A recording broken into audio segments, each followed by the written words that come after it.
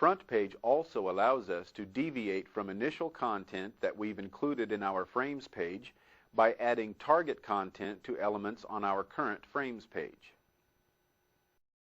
When we add content within a frame, we are linking a page with a hyperlink on our initial page that will be displayed in a frame we select.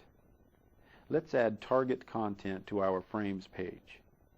We'll select the Guest Book button in the left frame, then right-click. Choose Hover Button Properties, and the Hover Button Properties dialog box opens. Notice in the Link to List box that we currently don't have this button linked to another page. Let's link this button to the Guest Book page we've created. We click the Browse button,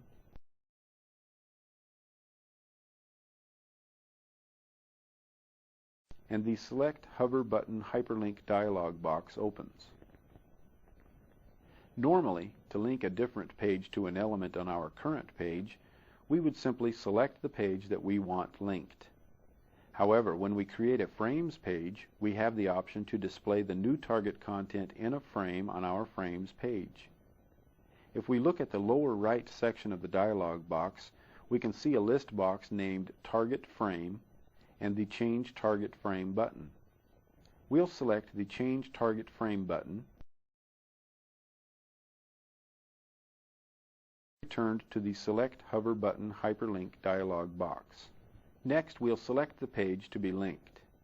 We'll click the Select File from Your Computer button, and the Select File dialog box opens. With the Viagrafix Learning Files displayed in the Look-In List box, we'll scroll to the right, then double-click on the Guest Book file,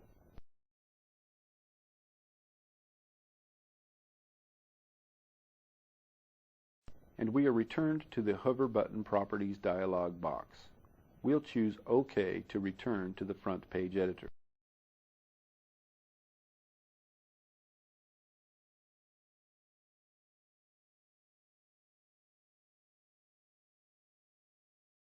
A banner ad is similar to a billboard.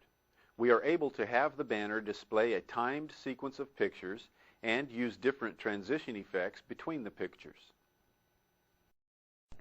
Let's learn how to create a banner ad for our web pages. With the cursor positioned under the Guest Book Hover button, we'll select the Insert Component button on the standard toolbar, and from the drop-down menu, we'll select Banner Ad Manager, and the Banner Ad Manager Properties dialog box opens.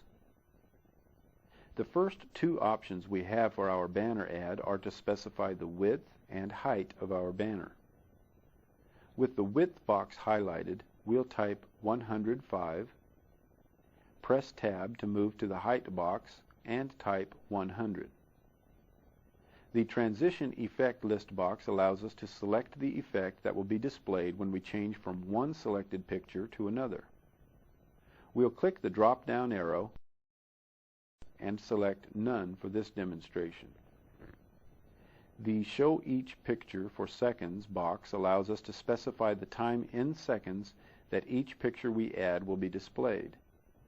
We'll double-click and type 2.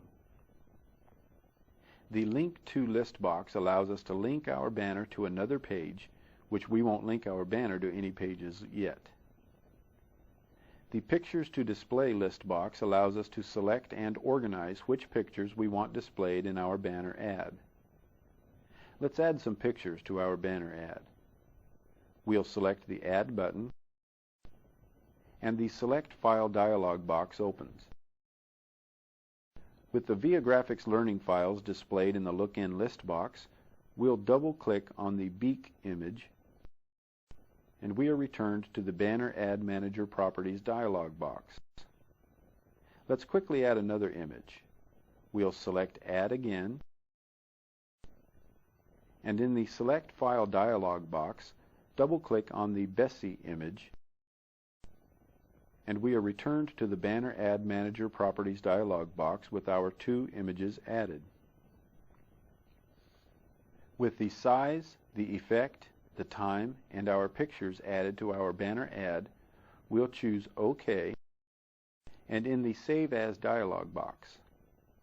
And with the file name list box highlighted, we'll type Start. Then we'll change the page title by clicking the Change button and typing Start and pressing Enter.